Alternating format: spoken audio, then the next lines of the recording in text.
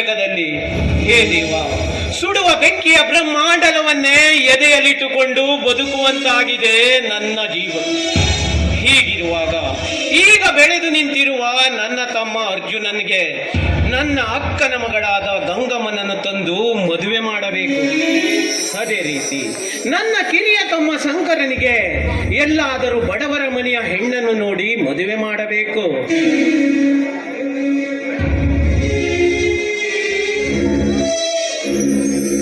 ಇದೇನ್ ಮಾವ, ಒಬ್ಬರು ನಿಂತ್ಕೊಂಡು ಏನೋ ವಿಚಾರ ಮಾಡ್ತಾ ಇರೋ ಹಾಗೆ ಕಾಣ್ತಾ ಇದೆ. ಇನ್ಯಾಕ ಮದುವೆ ವಿಚಾರ?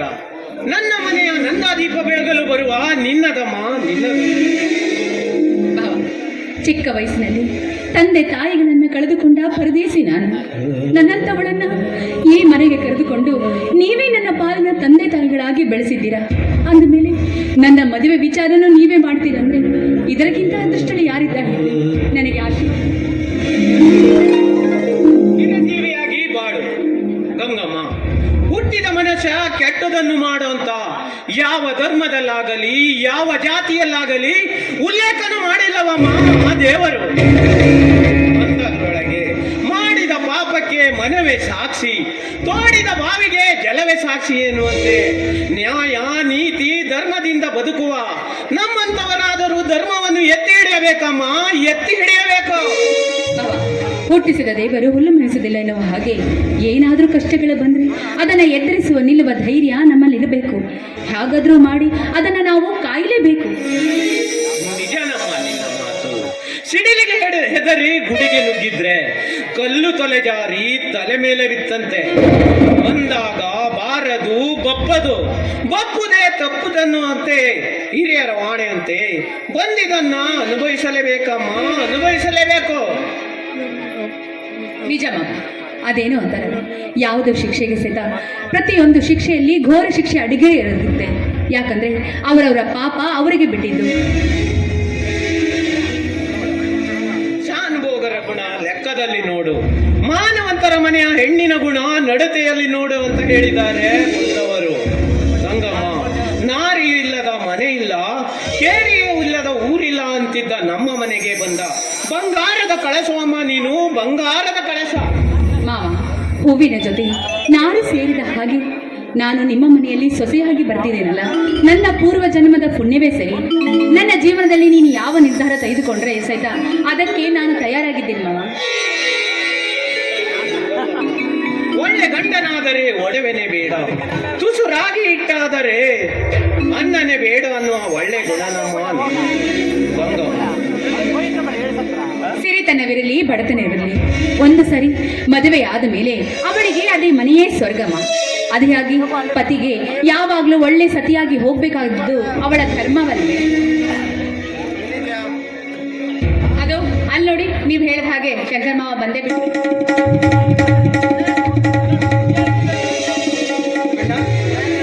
ಅಣ್ಣ, ಎಲ್ಲ ಸೇರಿಕೊಂಡು ಏನೋ ಘನ ವಿಚಾರ ಮಾತನಾಡ್ತಿರುವಂತ ಕಾಣ್ತಾ ಇದೆ.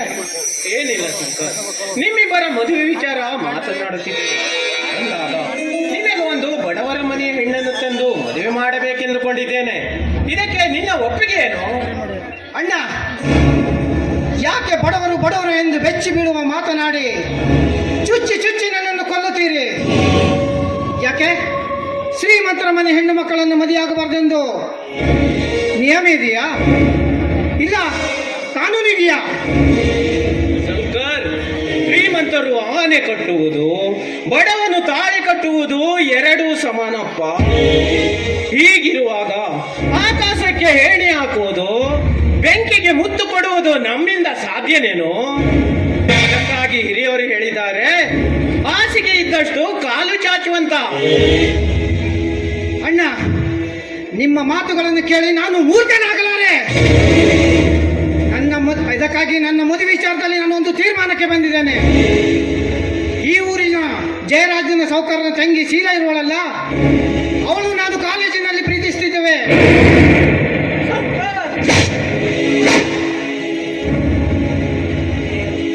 ಶಂಕರ್, ತಾಮ್ರದ ದುಡ್ಡಿಗೆ ಆಸೆ ಪಟ್ಟರೆ ತಾಯಿ ಮಕ್ಕಳನ್ನು ಬೇರೆ ಮಾಡುತ್ತಾನೆ ಎನ್ನುವುದನ್ನು ಮಾತ್ರ ಮರೆಯಬೇಡ.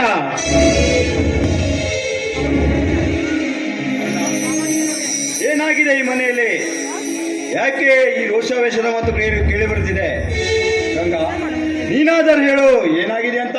ಅದು ಮಾಮ, ಅದು ಏನಾಯ್ತು ಅಂದ್ರೆ ಹಾಗೆ ನಿಮ್ಮಿಬ್ಬರ ಮದುವೆ ಮಾತನಾಡುತ್ತಿದ್ದೇನೆ. ತಾಯಿ ಇಲ್ಲದ ನನ್ನ ಅಕ್ಕನ ಮಗಳಾದ ಗಂಗಮ್ಮನನ್ನು ನಿನಗೆ ತಂದು ಮದುವೆ ಮಾಡಬೇಕೆಂದುಕೊಂಡಿದ್ದೇನೆ. ಇದಕ್ಕೆ ನಿನ್ನ ಒಪ್ಪಿಗೆ ಏನು? ಇದೇನಣ್ಣ ನಿನ್ನ ಮಾತು? ತಾಯಿ ಇಲ್ಲದ ತಪ್ಪಲೆಗಳಂತೆ ಸಾಕಿ ಸಲಿಯದ ನನ್ನ ಅಣ್ಣನ ಮುಂದೆ ಒಪ್ಪಿಗೆ ಕೊಡುವಷ್ಟು ದೊಡ್ಡವನನ್ನಾಳ ಈ ನಿನ್ನ ತಮ್ಮ. ಅಣ್ಣ, ಅಕ್ಕರೆ ಇಲ್ಲದ ಉಪ್ಪರಿಗೆಗಿಂತ ಅಕ್ಕರೆ ಇರೋ ತಿಪ್ಪಿನೇ ಲೇಸೋ ಅನ್ನೋನಣ್ಣ ಈ ನಿನ್ನ ತಮ್ಮ. ಅಣ್ಣ, ನೀನು ಯಾರನ್ನು ತೋರಿಸಿ ಅವಳಿಗೆ ತಾಳಿ ಕಟ್ಟು ಎಂದರೆ ಸಾಕು, ಕಣ್ಣು ಮುಚ್ಚಿ ಕಟ್ಟುವೆ, ಇದರಲ್ಲಿ ಸಂದೇಹವೇ ಇಲ್ಲಣ್ಣ. ಸಾರ್ಥಕವಾಯ್ತಪ್ಪ. ನಿನ್ನಂತ ತಮ್ಮನನ್ನು ಪಡೆದ ನನ್ನ ಈ ಜನ್ಮ. ಅರ್ಜುನ್, ತುಂಬಿದ ಕೊಡ ತುಳುಕೋದಿಲ್ಲ ಅಂತ ತೋರಿಸಿಕೊಟ್ಟೆಯಪ್ಪ ಈ ಸಮಾಜದಲ್ಲಿರುವ ನಮ್ಮಂತ ಹಿರಿಯ ಅಣ್ಣಂದಿರಿಗೆ. ನೋಡು ನೋಡು, ನಿನ್ನ ಅಣ್ಣನನ್ನಾದರೂ ನೋಡಿ ಕಲಿತುಕೋ, ಆವಾಗಲಾದರೂ ಬುದ್ಧಿ ಬರುತ್ತದೆ. ಹೋಗಿ ಬಿಡಿ ಮಾಮ. ಅರಸನಾಗಿ ಬೆಳೆದ್ರು ಸಹಿತ ತನ್ನ ಇಷ್ಟದಂತೆ ಬದುಕುವುದು ಅವನ ಕರ್ತವ್ಯ. ಅವನ ಇಷ್ಟದಂತೆ ಅವನು ಬಾಳ್ಲಿ. ಯಾಕೆ ಈ ರೀತಿ ಮಾತಾಡ್ತಾ ಇದ್ರ? ಅವನ ಇಷ್ಟದಂತೆ ನಡ್ಕೊಳ್ಳೋದು ಅವನದ್ರಲ್ಲಿ ಏನಿದೆ ತಪ್ಪು? ಗಂಗಮ್ಮ, ಬಡವನ ಅತಿ ಆಸೆ ಗತಿಗಡಿಸ್ತಂತೆ ಅಷ್ಟೇ. ಮನೆಗೆ ಬರುವ ಹೆಣ್ಣಿನ ಗುಣವು ಪುರುಷನ ಪುಣ್ಯ ನಾರಿ ಭಾಗ್ಯದಲ್ಲಿರುತ್ತಂತೆ. ಅದಕ್ಕೆ ಹೇಳಿದ್ದಾರೆ ಹಿರಿಯರು, ಮನೆಗೆ ಬರುವ ಹೆಣ್ಣು ನಾರಿಯಾಗಬೇಕೇ ವಿನಃ ಮಾರಿಯಾಗಬಾರದಂತ. ಹೋಗಲಿ ಬಿಡಣ್ಣ, ಎಷ್ಟೇ ಆದರೂ ಅವನು ನಮ್ಮ ನೆಚ್ಚಿನ ತಮ್ಮ. ಈಗಿನ ಕಾಲದಲ್ಲಿ ಪ್ರೀತಿ ಪ್ರೇಮ ಒಂದು ಫ್ಯಾಷನ್ ಆಗಿಬಿಟ್ಟಿದೆ. ಅಂದ ಬಳಿಕ ಶಂಕರ್, ನೀನೇನು ಬೇಜಾರು ಮಾಡಿಕೊಳ್ಳಬೇಡ. ಹೇಳಪ್ಪ, ಆ ಹುಡುಗಿ ಯಾರಂತ? ಹೇಳಪ್ಪ, ಹೇಳು. ನಿನ್ನಣ್ಣ ಕೇಳುತ್ತಿದ್ದಾನೆ ತಾನೇ, ಹೇಳು. ಅಣ್ಣ, ಅದು ಅದು ಹೇಗೆ ಹೇಳುತ್ತಾನೆ ಅವನು ಪ್ರೀತಿಸುತ್ತಿರುವ ಹುಡುಗಿ ಬೇರಾರು ಅಲ್ಲ, ನಮ್ಮೂರಿನ ಸಾಹುಕಾರ ಜಮೀನ್ದಾರ ಜಯರಾಜನ ತಂಗಿ ಶೀಲಾಯಂತೆ. ಶಂಕರ, ನಿನ್ನ ಈ ಪ್ರೀತಿ ಸಿರಿ ಸಂಪತ್ತಿನ ಹೋಗಕ್ಕ ಅಥವಾ ಬಡತನದಲ್ಲಿ ಇದ್ದನೆಂಬ ಭ್ರಮೆಗ? ಶಂಕರ್, ಅಂತ ಕೆಟ್ಟ ವಿಷ ಸರ್ಪದ ಜೊತೆ ಸಂಬಂಧ ಬೆಳೆಸುತ್ತೇನೆಂದರೆ ಅದು ಈ ಜನ್ಮದಲ್ಲೂ ಸಾಧ್ಯವಿಲ್ಲ. ಬೇಕಾದರೆ ನನ್ನ ಪ್ರಾಣವನ್ನಾದರೂ ಕೇಳೋ, ಕೊಡುತ್ತೇನೆ. ಇಲ್ಲ, ನಿನಗೆ ಶ್ರೀಮಂತ ಮನೆಯ ಹೆಣ್ಣೇ ಬೇಕೆಂದರೆ ಬೇರೆ ಯಾರಾದರಿದ್ದರೆ ಹೇಳೋ, ನನ್ನ ಸರ್ವ ಆಸ್ತಿಯನ್ನಾದರೂ ಮಾರಿ ಈ ಊರಿನಲ್ಲಿ ಯಾರೂ ಮಾಡಿದ ರೀತಿ ನಿನ್ನನ್ನು ಮದುವೆ ಮಾಡುತ್ತೇನೆ. ನೋಡು ಶಂಕರ್, ಅಕ್ಕರೆ ಇಲ್ಲದ ಉಪ್ಪರಿಗಿಂತ ಅಕ್ಕರೆ ಇರೋ ತಿಪ್ಪೆ ಲೇಸು. ಶಂಕರ್, ಜೀವನ ಒಂದು ಹುಡುಗಾಟವಲ್ಲ. ನೀನೇನಾದರೂ ಹುಡುಗಾಟದ ಹುಡುಗಿಯನ್ನೇ ಮದುವೆಯಾದರೆ ಮುಂದೊಂದು ದಿನ ನಿನ್ನನ್ನು ನಡು ನೀರಿನಲ್ಲಿ ಕೈ ಬಿಟ್ಟು ಹೋದಳು ಹುಷಾರ್. ನೋಡು ಶಂಕರ್, ಆ ಜಯರಾಜ ಕಂಡವರ ಮಕ್ಕಳನ್ನು ಬಾವಿಗೆ ದೂಡಿ ನೆಲ ನೋಡುವ ಜನ. ಬೇಡಪ್ಪ ಅವರ ಸವಾಸ, ಮೊದಲೇ ಕ್ರೂರ ಜನ ಅವರು. ಶಂಕರ್, ಶ್ರೀಮಂತರ ಜೊತೆ ಸಂಬಂಧ ಬೆಳೆಸಿದರೆ ಕಾರಿನಲ್ಲಿ ಕರೆದುಕೊಂಡು ಹೋಗಿ ಕಾಡಿನಲ್ಲಿ ಬಿಟ್ಟಂಗಾದಿತು ನಿನ್ನ ಮಾಡು. ಅಣ್ಣ, ಏನ್ ಮಾತನಾಡ್ತಿದ್ರಂತ ಗೊತ್ತಾ ನಿಮಗೆ? ನಾನೇನು ಶಾಲಿ ಕಲಿಯದ ಹಳ್ಳಿ ಕಮಾರನಲ್ಲ. ನಾನೊಬ್ಬ ವಿದ್ಯಾವಂತನೆಂಬುದನ್ನು ಮರೆತು ಮಾತನಾಡಬೇಡ. ಅಣ್ಣ, ಏನು ಮಾತನಾಡ್ತಿದ್ರಂತ ಗೊತ್ತಾ ನಿಮಗೆ? ಯಾಕೆ ಈ ರೀತಿ ಅವಿದ್ಯಾವಂತರ ತರ ಮಾತನಾಡ್ತಾ ಇದ್ದೀರಾ? ಯಾರ ಮುಂದೆ ನಿಂತು ಈ ರೀತಿ ಮಾತಾಡ್ತಾ ಇದೀಯ ಅನ್ನೋದು ಸ್ವಲ್ಪ ಆದ್ರೂ ಅರ್ಥ ಮಾಡ್ಕೊಂಡು ಮಾತಾಡು. ನೋಡಮ್ಮ, ನನ್ಗದೇನು ಗೊತ್ತಿಲ್ಲ. ನೋಡಣ್ಣ, ನಾನಂತೂ ಅವಳನ್ನೇ ಪ್ರೀತಿಸುವುದು, ಅವಳನ್ನೇ ಮದುವೆ ಆಗುವುದು ಅಷ್ಟೇ. ನೋಡಿದೆಯಾ ಶಂಕರ್, ನೋಡಿದೆ ಅರ್ಜುನ್, ನಿನ್ನ ತಮ್ಮನ ಸೊಕ್ಕಿನ ಮಾತುಗಳನ್ನು, ಪ್ರೀತಿಯ ಹುಚ್ಚನ್ನು ನೆತ್ತಿಗೇರಿಸಿಕೊಂಡು ಹಿರಿಯರೆಂಬುದನ್ನು ಮರೆತು ಮಂಗನಂತೆ ಮಾತನಾಡುತ್ತಿದ್ದಾನೆ ಈ ನಿನ್ನ ತಮ್ಮ. ಮಣ್ಣಿನಿಂದ ಕೌರವ ಕೆಟ್ಟ, ಹೆಣ್ಣಿನಿಂದ ರಾವಣ ಕೆಟ್ಟ ಅನ್ನುವಂತೆ ಇದು ಎಲ್ಲಿಗೆ ಹೋಗಿ ನಿಲ್ಲುತ್ತದೆಯೋ ಏನು, ಆ ದೇವರೇ ಬಲ್ಲ. ಅರ್ಜುನ್, ಈ ಭಾರವನ್ನೆಲ್ಲ ನಿನ್ನ ಮೇಲೆ ಹಾಕಿದ್ದೇನಪ್ಪ, ನೀನೇ ಬಗೆಹರಿಸಿಕೊಡು. ಅಣ್ಣ, ಆನೆ ಹೊತ್ತವನಿಗೆ ಅದರ ಬಾಲ ಹೊರುವುದು ಕಷ್ಟವೇ. ಈ ಯಾರ ಮುಂದೆ ತಲೆ ಎತ್ತಿ ಬಾಳಬೇಕೆಂದುಕೊಂಡಿದ್ದ ಈ ನಿನ್ನ ತಮ್ಮ ಅರ್ಜುನನಿಗೆ ಇಂದು ಅವನನ್ನು ಕೈಕಟ್ಟಿ ಹಾಕಿಬಿಟ್ಟ. ನನ್ನ ಕೈಕಟ್ಟಿ ಹಾಕಿಬಿಟ್ಟ. ಎಷ್ಟೋ ಬಡವರ ಬಲಿ ತೆಗೆದುಕೊಂಡು ಹತ್ತೂರಿಗೆ ಮೀನನಾಗಿ ಮೆರೆಯುತ್ತಿರುವ ಆ ಸೊಕ್ಕಿನ ಶ್ರೀಮಂತನಿಗೆ ಮಿಕ್ಕಿದ ಹುಲಿಯಾಗಿ ಸ್ವಚ್ಛಂದವಾಗಿ ಹಾರಾಡುತ್ತಿರುವ ಅವನ ರೆಕ್ಕೆ ಪುಕ್ಕ ಕತ್ತರಿಸಿ ಅವನಿಂದ ಅನ್ಯಾಯಕ್ಕೊಳಗಾದ ಜನರಿಂದ ಚೀತು ಅನಿಸಬೇಕೆಂದುಕೊಂಡಿದ್ದ ಈ ನಿನ್ನ ತಮ್ಮ ಇಂದು ನನ್ನ ಸಹೋದರ ಕೈಕಟ್ಟಿ ಹಾಕಿಬಿಟ್ಟ. ನನ್ನ ಕೈಕಟ್ಟಿ ಹಾಕಿಬಿಟ್ಟ. ಸಮಾಧಾನ ಮಾಡಿಕೊ ಅರ್ಜುನ್, ಸಮಾಧಾನ ಮಾಡಿಕೊ. ಈಗ ನಾವು ಏನು ಹೇಳಿದರೂ ಕೇಳುವ ಸ್ಥಿತಿಗೆ ಅವನಿಲ್ಲ. ಮುತ್ತು ಕೊಡುವಳು ಬಂದಾಗ ತುತ್ತು ಕೊಟ್ಟು ಸಾಕಿ ಬೆಳೆಸಿದವರೇ ಲೆಕ್ಕಕ್ಕೆ ಇಲ್ಲ ಎಂದ ಮೇಲೆ ಇನ್ನು ನಿನ್ನ ಮಾತನ್ನು ಹೇಗೆ ಕೇಳಿಯವನು?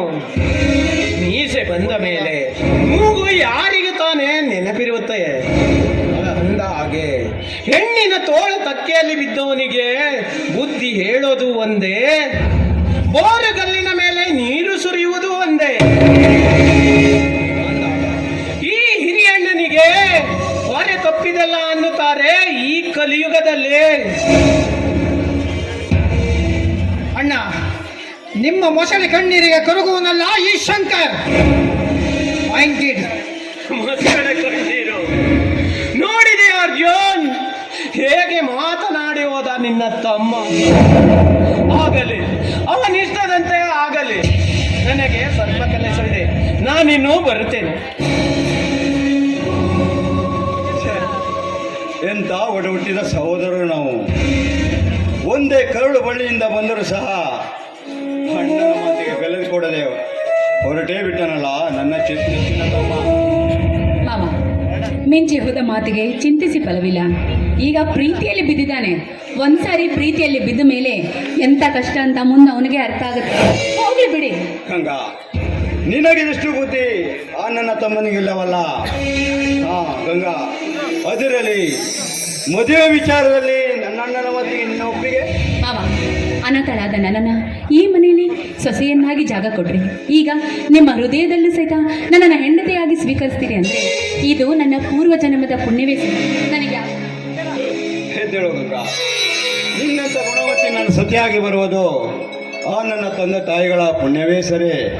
ಸರಿ, ಹಾಗಾದ್ರೆ ಇದೇ ಸಂಬಂಧದಲ್ಲಿ ಸವಿಗಾನವನ್ನು ಹಾಡಬಾರ್ದೆ?